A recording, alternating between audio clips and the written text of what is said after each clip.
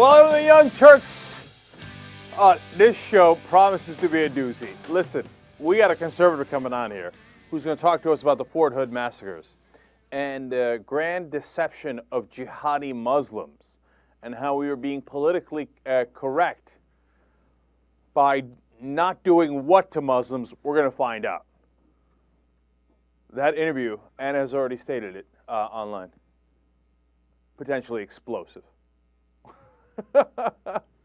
Okay, so that one's coming up in a little bit.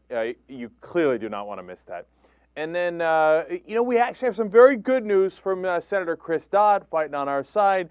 We have some bad news from the Obama White House in terms of healthcare reform. And I was going to give them credit. I had it all set up. But then, CNN does a diss. I'm sorry, Fox News does a diss of Palin. There's a lot of crazy, great things going on here. But let me start with this. Ladies and gentlemen, we got him. Down goes Dobbs! Down goes Dobbs! Down goes Lou Dobbs! Resignation from CNN, effective immediately. Hasta la vista, baby? I'm sure he'll enjoy that.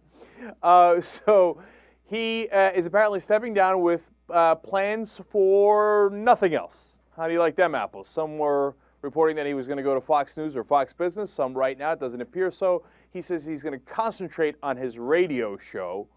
I wish him a lot of luck with that concentration. His contract was set to expire in 2011, so he had plenty of time left on it with CNN. But for reasons that, as we're on air here, cannot quite determine yet, he has decided to end his reign at CNN immediately.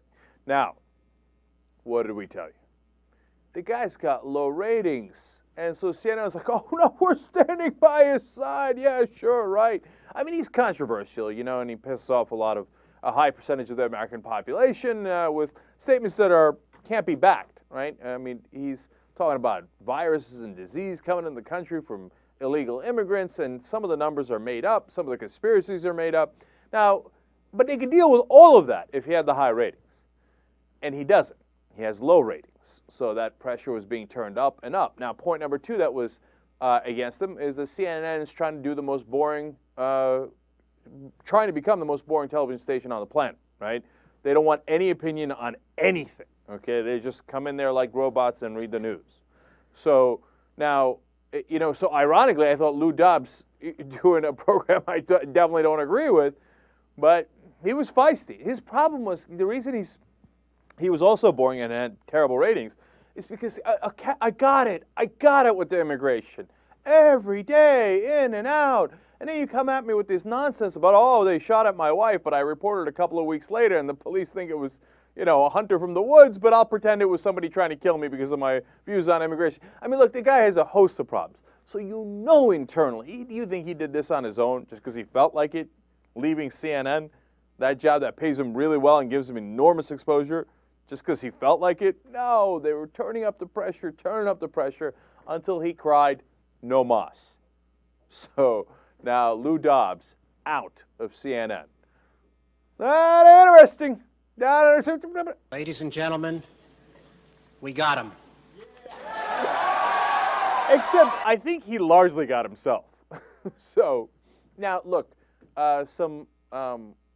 his Latino American or Hispanic American, I don't know what the words that they go with, organizations I know were running a campaign to get him off of CNN. Did that wind up helping him? Did they get him to some degree? I don't know. It depends on what effect they had on advertisers. I don't know if CNN paid attention to that, but it was a combination of factors, and you certainly have to give them credit for heading in the right direction, those groups in pressuring CNN to get rid of Lou Dobbs. All right, J.R. Jackson. Do you think, considering the people that are getting big ratings right now, you got Glenn Beck, guys like that, because it seemed like he already had his crackpot weird things he was always saying. Lou Dobbs was. Mm-hmm. And he seemed like he was going more and more insane. Do you think he was doing that, saying, man, our ratings are low. This is working for these guys. I might as well go a little crazy, too. Maybe it'll work for me, too. And it didn't work. No, he had left the reservation a while back. He definitely left the reservation way before Beck got any degree of fame. Yeah, Beck was on headline news, but he had really bad ratings on headline news. I don't think he was inspiring Lou Dobbs or anything. No, at some point, Lou Dobbs lost his mind. And he decided, hey, you know what, I'm going to go on a warpath here. And anything I see in my way that's Hispanic, I'm coming for. Now, he would say that's grossly unfair and he's in favor of illegal immigration. But, by the way, yesterday, how I was on the warpath on this Fort Hood shooter and smearing all Muslims. We sent out a little note to Lou Dobbs' radio program because I know he loves legal immigrants. He says it all the time. And, he's been on our show before. I said, hey, why don't I come on your show and you can get a chance to talk about how great legal immigrants are and that we shouldn't have these attacks against Muslim Americans. Surprisingly, he didn't take me up on that offer. That was kind of weird. But anyway, look, but that could be for 100 different reasons.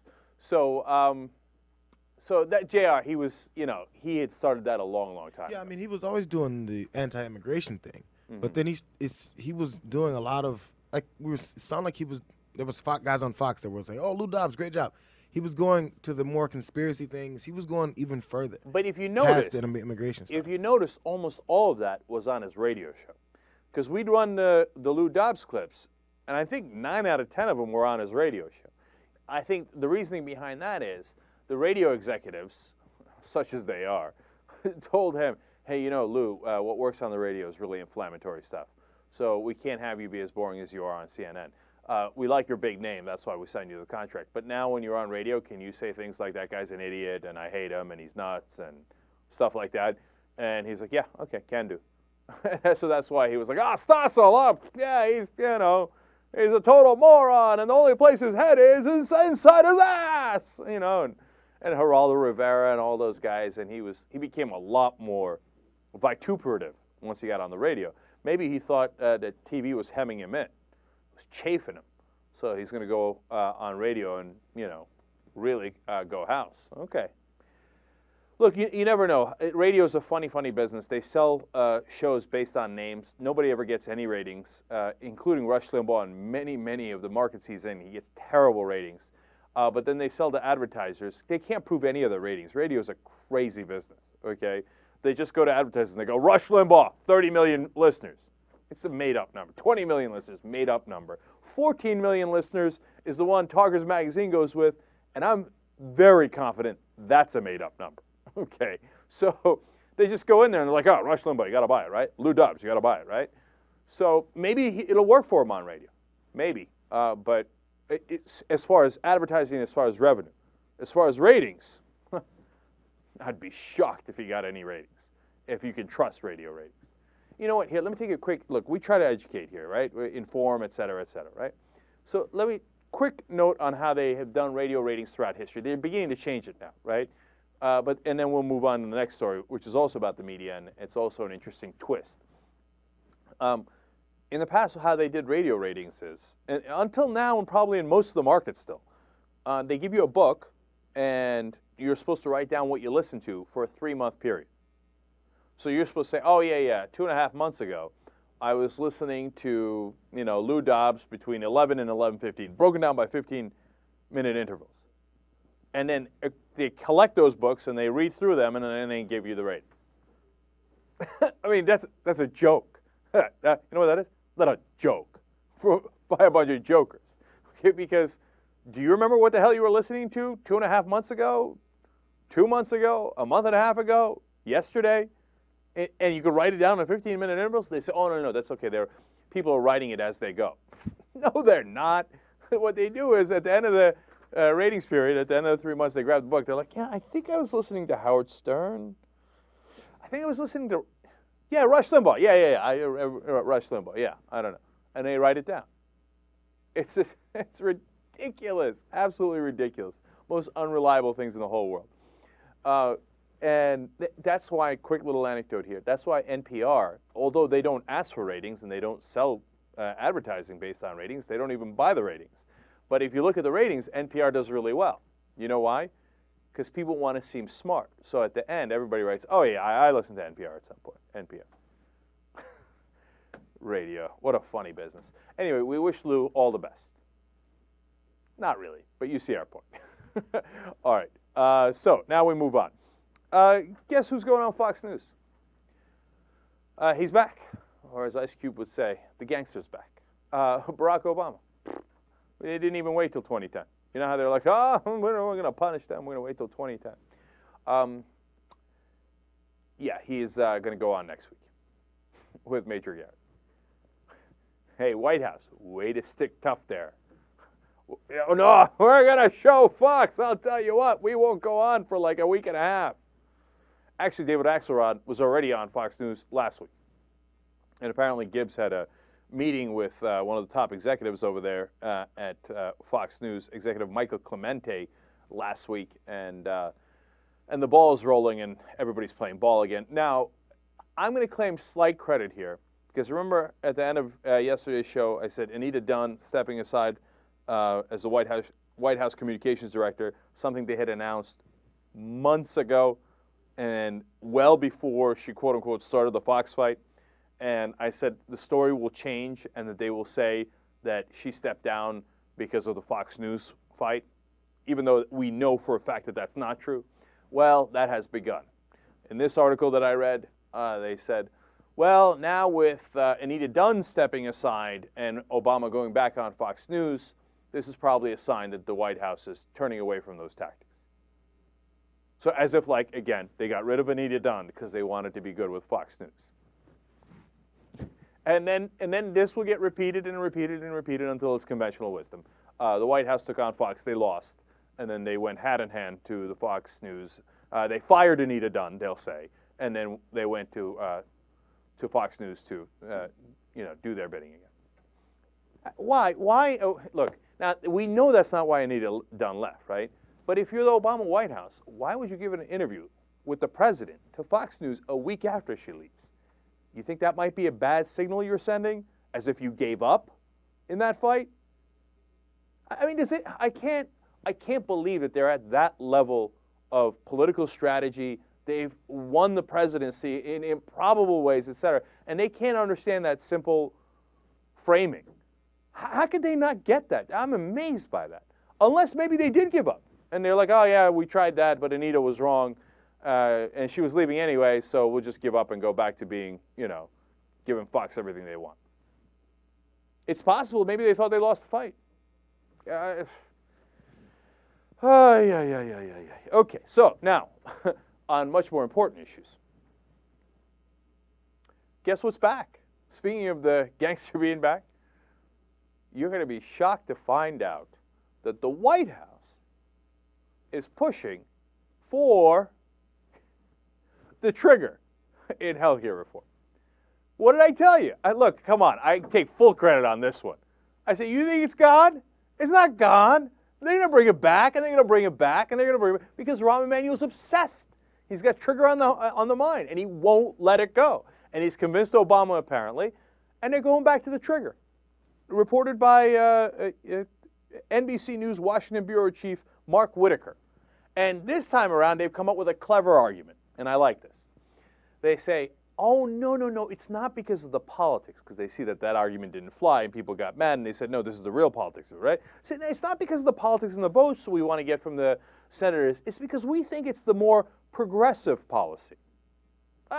Go.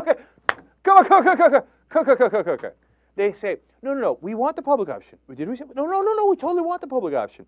We think the trigger is a more robust public option than the opt-out, which Harry Reid went with.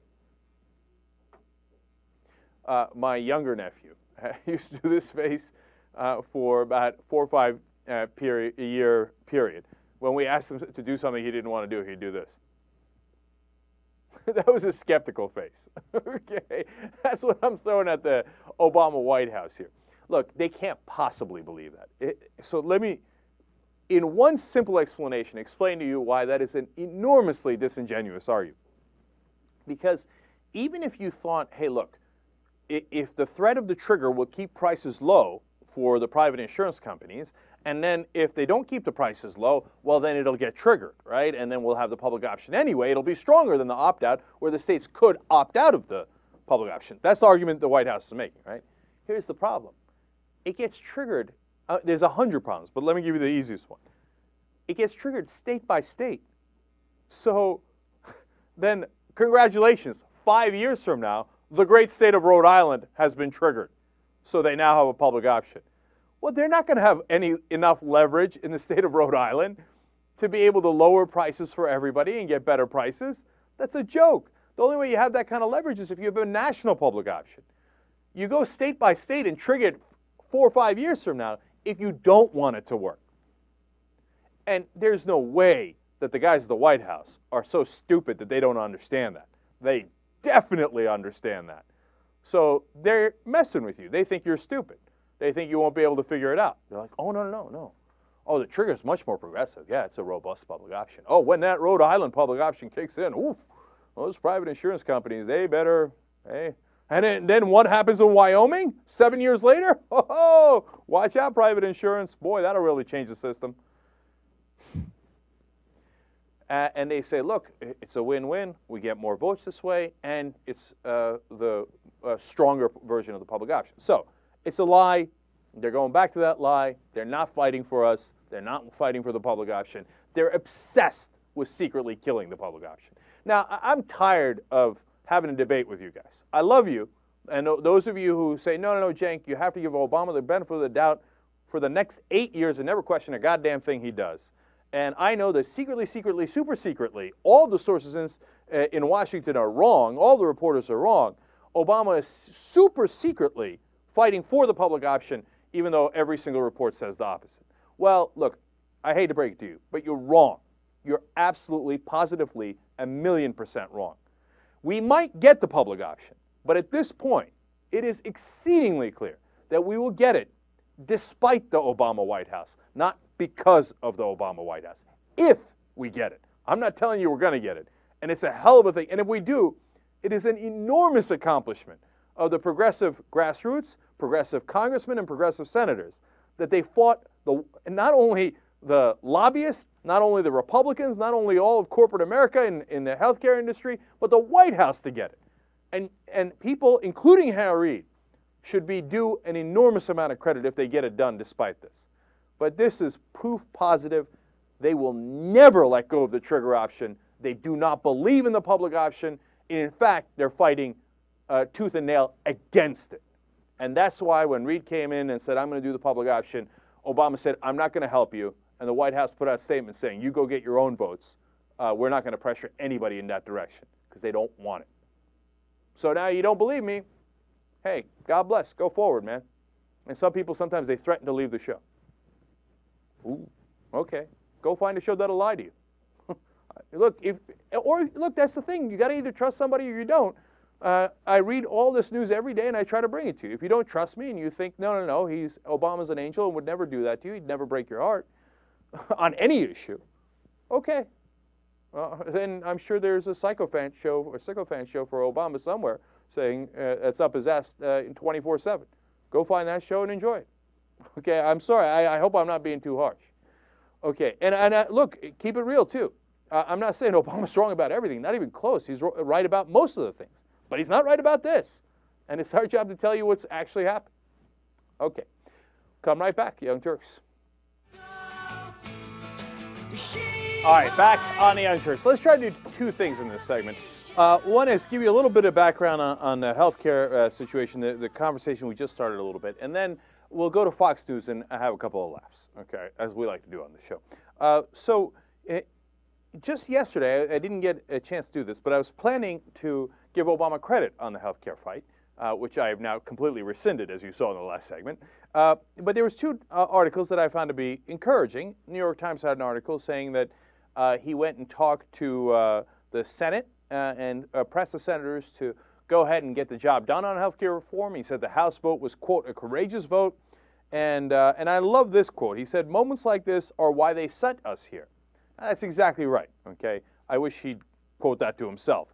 Anyway, so he was encouraging the Senate, and then he said something else. He went over to the House side and was also trying to encourage conservative Democrats to eventually do the right thing. So he's addressing both sides, and he said, look, you got to remember this. The GOP is going to attack you no matter what you do. So it doesn't matter if you vote for it, you vote against it. They could come after you anyway. You think if you vote against health care reform because you're in a red district that they're going to just go easy on you? No, they're going to hit you with the same exact attack anyway. And that was really encouraging to hear because that's exactly right. And that gives me a sense of, all right, he's beginning to understand the politics of it. I can't, you know, because look, I read several articles. Again, you could say, hey, you know, New York Times, Washington Post, maybe they don't have their sources right, right? But according to those guys, the White House was actually literally surprised by the level of division in Washington. They really thought that they could get some Republicans to go along with some of their programs. And they were taken aback when they found out, you know, 8, 9 months into his term, oh my God, these guys aren't going to agree to a damn thing. It looks like all they're trying to do is kill every proposal we have. I find that shocking. They won the White House. How could these guys who were so politically savvy, who beat Hillary Clinton and got a guy named Barack Obama elected president, how could they not know that? I'm flabbergasted by that. So now it looks like, you know, based on this and some of the other things and the Fox fight that they started, that they're beginning to get it. And based on those articles that I read, that they were like, oh, okay, the realization has set in at the White House that the Republicans are going to attack everything and that they're never going to go along with anything. So I felt encouraged by that. And then today, you know, we get the news that, oh, they're going back on Fox News and they're fighting against the public option. So then I grew, as Martin Luther King would say, sometimes I get discouraged. God, I love that speech. All right. Now, John Conyers just gave me some advice to Obama. He said, look, this is go time. It's now or never. And what you need to do is you need to knock some heads. That's a literal quote from him. And he said, remember what LBJ did to get Medicare and Medicaid passed. Yes, he, you know, played politics and offered some incentives, et cetera, et cetera. But what he did in the end was he threatened. And that's what you need to do. Now, I hope at this point that Obama does not take John Conyers' advice. Why? Because if he does, he's going to threaten the progressives. And he's going to knock their heads. Because he's not on their side on the public option. He is on every other regard. And again, I don't want you to overinterpret what I'm saying. The rest of the reform package, you know, looks pretty good. I wouldn't do the mandates if we don't have the public option, so that almost makes the whole thing not so good, right? But I'm not saying that like he's wrong on 98% of the package. But the public option, I think, is so important, and he's going in the wrong direction on that. So if he follows Conyers' advice, I can guarantee you, Rahm Emanuel and Barack Obama are not going to knock the heads of conservative Democrats. They're going to come immediately for the heads of progressives. They're going to say, heel, get in line. We can't lose those centrist seats. Those are so important. In fact, let me tell you, this is a good time to bring this up. I was going to do it later in the show. New poll up by Gallup. That is, 1, really bad news, and 2, will scare the bejesus out of the Obama White House, and hence might be even worse news. For the first time, Republicans have taken the edge over Democrats in who people are more likely to vote for in 2010 congressional elections. Okay, now, bad news, it gets a little worse. They've begun to lose independents. They were losing independents a couple months ago by 1%. The Republicans were winning the independents. Now the Republicans are winning independents by 22 points. Now, okay, it's not as bad as that sounds because at this point in the country, the Republican Party brand has been so diminished that there are significantly more Democrats than there are Republicans. So even if you lose more independents, you could still survive. You could still win elections. But if you lose independents by 22 points, no. Because right now, independents are even higher than Democrats. Independents are about 35% of the country. Democrats are about 33%. Republicans are down to 22%.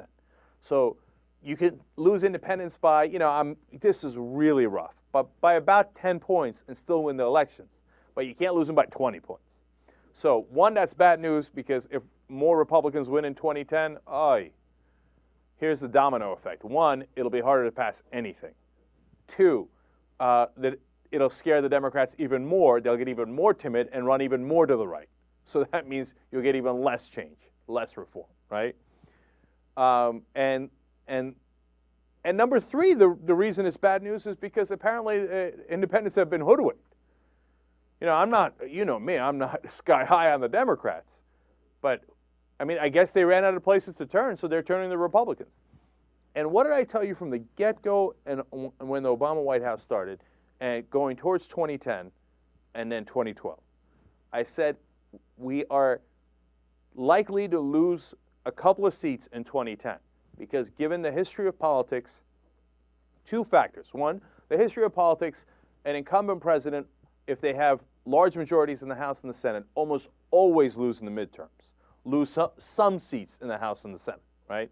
Number two, it's because now the Republicans are not in charge of anything. When they were in charge of things, they ran ships right into icebergs, right?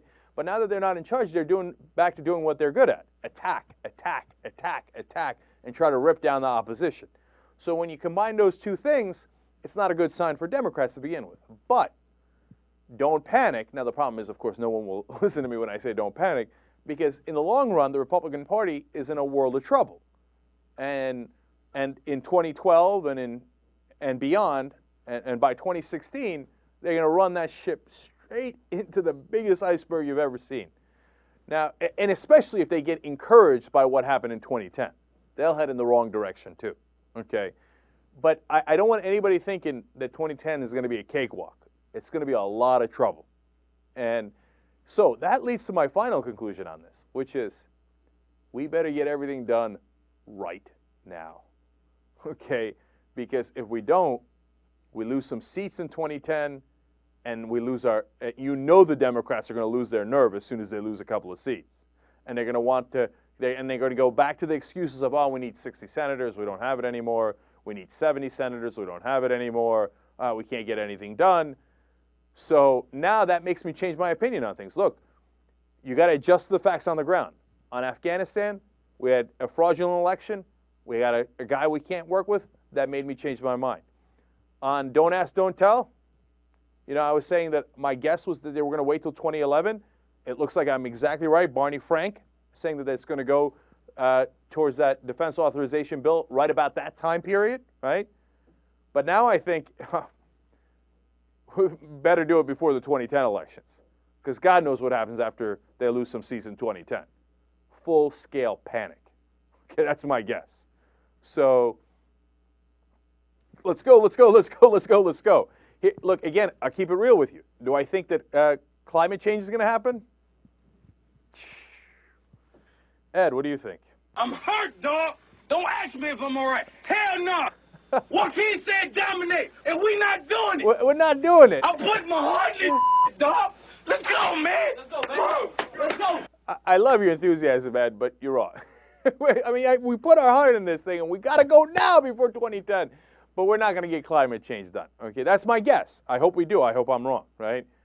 But we can get Don't Ask, Don't Tell done.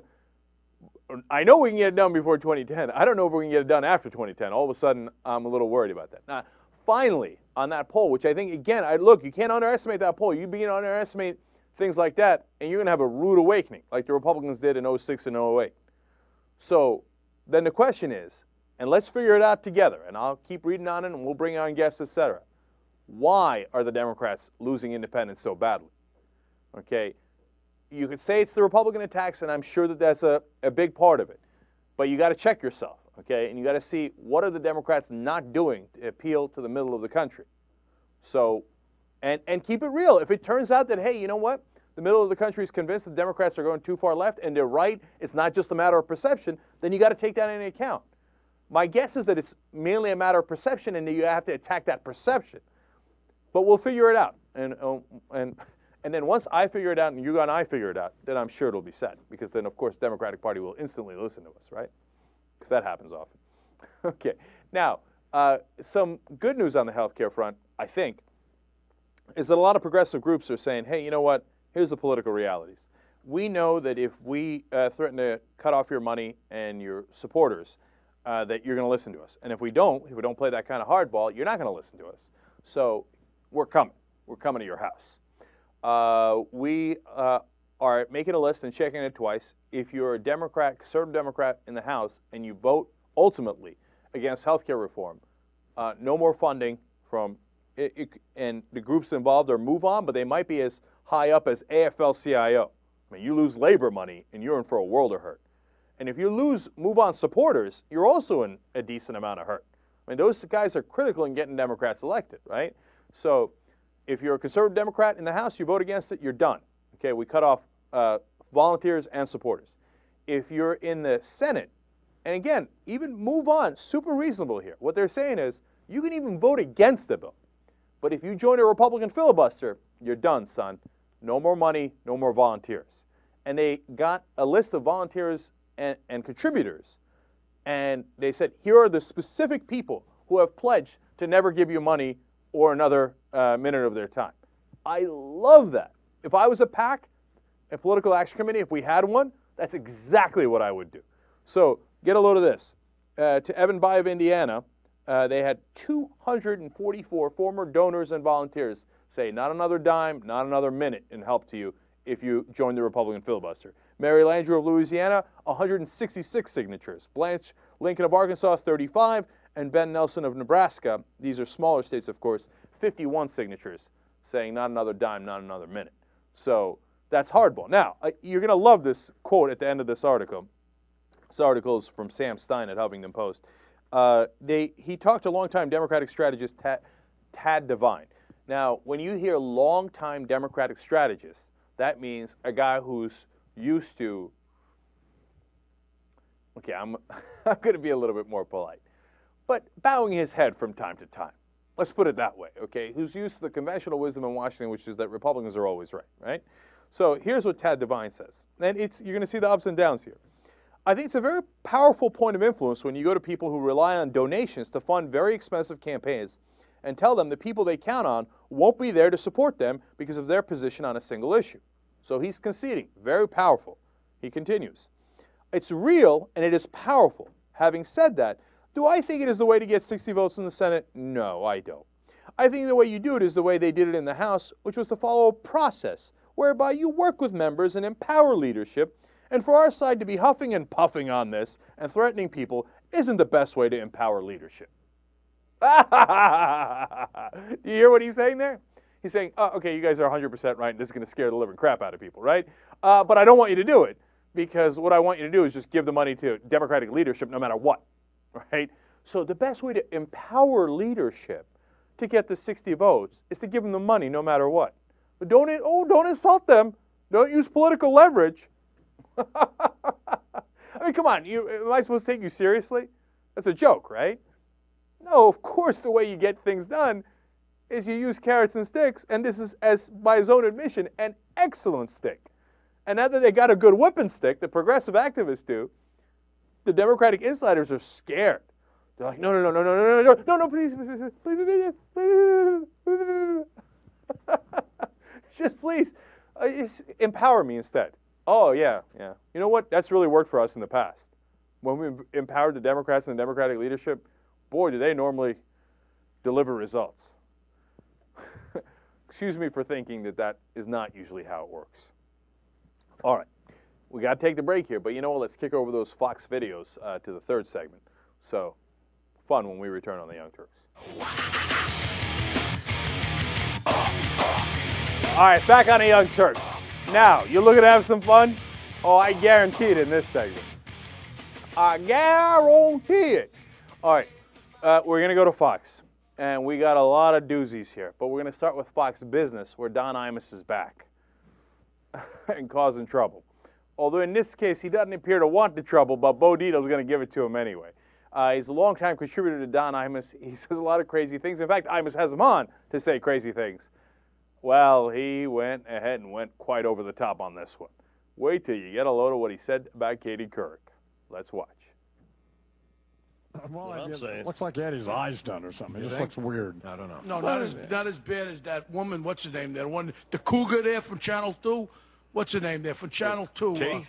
Who? I don't know. Katie Couric, the cougar. No, if she gets her eyes done She's anymore, fine. she's going to look She's like a fine. split face. She's She's like a fine. Halloween cartoon. She's got her eyes pulled so fast, she's starting to look Chinese herself. Enough with these facelifts, all right? And enough with the young guys, Katie. You're over the top, baby. You're over 50. Start going out with guys your own age. This cougar stuff why don't don't you? work. Yeah, really? What? Why don't you go out with somebody your own age? Excuse me, I'm spoken for. So enough. No, already. okay, I understand All that. right, But don't I mean, you throw stones there, Papa. No, I'm I'm not. going to be a Rolling Stone. I'm not throwing any. I'm just saying that if she wants to leave Katie Couric alone, she's you fine. like her eyes the way they look? She They're looks getting fine to me. smaller and smaller. She looks fine. 10 years ago, she looked American. Today, she looks Oriental. She is a rodent. Oh. Just leave her alone. She doesn't like you either, pal. She never stuck up for you. I'm going to tell you something right now. She didn't have to. I don't care. Well, you know it what? It doesn't matter. I wasn't looking for anybody to Enough, do anything. Katie. The morning show. Enough. I know your eyes don't wake up in the morning. You got to put them God, tight. what's wrong with you? Put some ice bags on it and stop with this. Let's get back to cyber terrorism. And Jesus, God. Oh man, no, he did the whole thing. He did the thing with the eyes. He did that. There's so many great parts. With the cougar from Channel 2.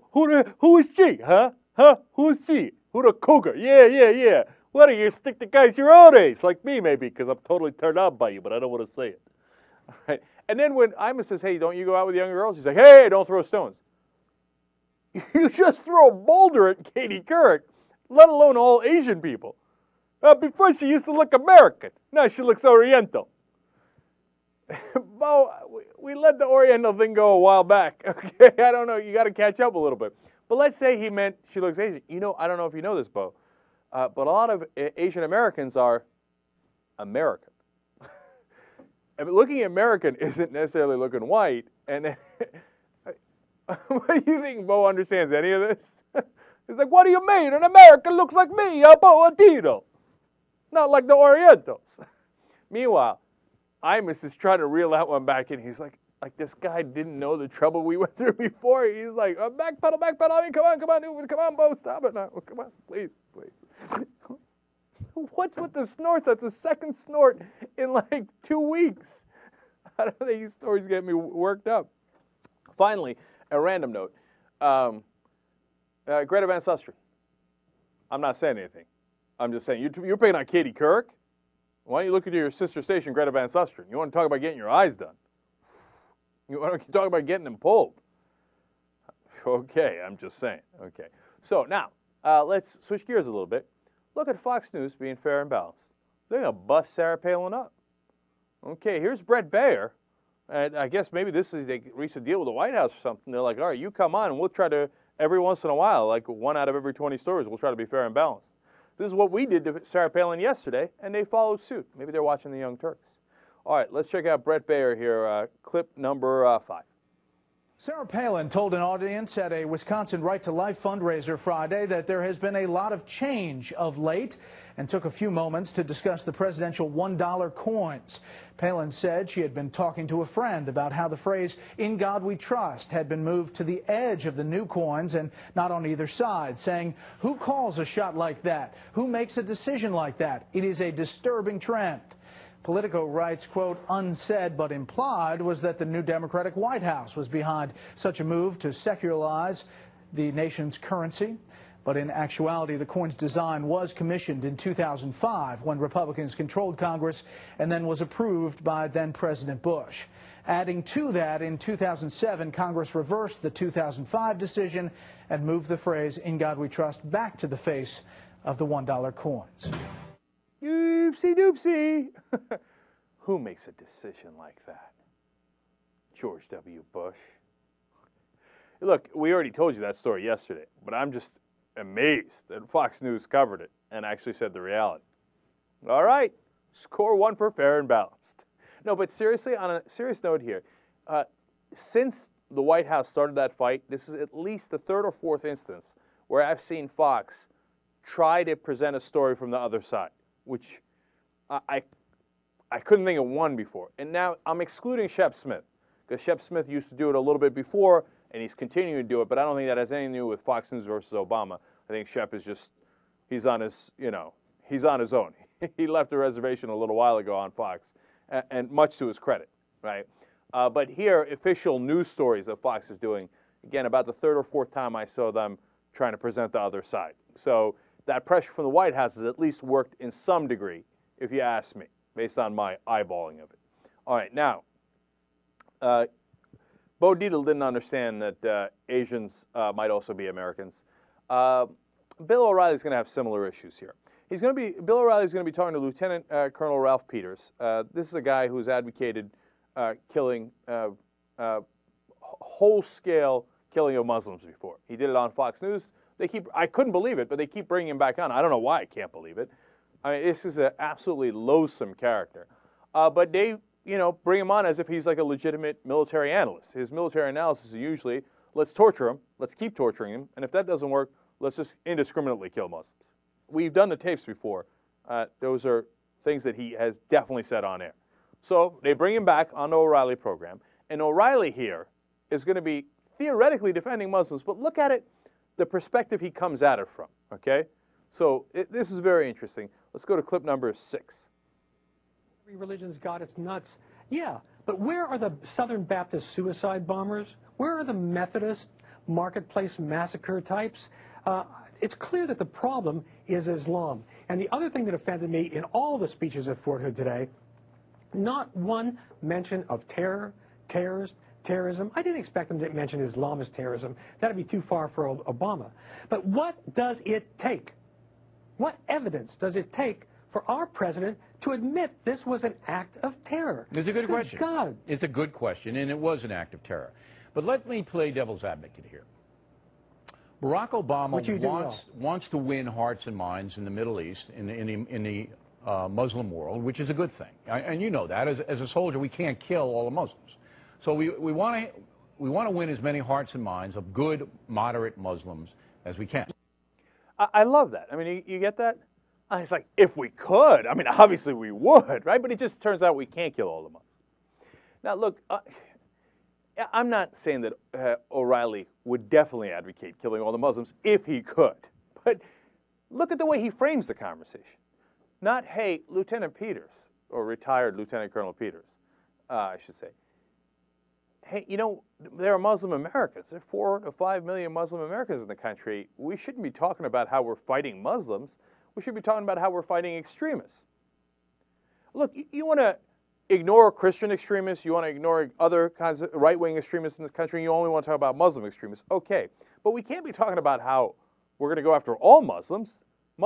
There's millions of Muslims who are Americans. That's obviously not where he's coming at it from. He's like, look, you got to realize we can't kill them all. So we're going to have to deal with these guys. I don't think it ever occurred to him, hey, you know what? A lot of us are Muslims. A lot of us, right? Because they just don't view it that way. Now you go to Lieutenant Colonel Ralph Peters, and he's 10 times worse. He's like, when's the last time a Christian's ever done a suicide bombing? Well, or any kind of act of terrorism. How about Scott Roeder, the guy who killed Dr. George Tiller? He was a fundamentalist Christian. He did it because of his religion, and he killed an abortion provider. He thought that was a worthy cause. It is clearly an act of terrorism, so that's one, right? How about Eric Rudolph? Again, fundamentalist Christian, went after abortion providers and then did the Olympic bombing. Now look, Tim McVeigh and Terry Nichols, also crazy right-wingers, but you can argue that they didn't do it because of fundamentalist Christianity. They did it for other reasons. But Roeder and Eric Rudolph, you can't argue at all.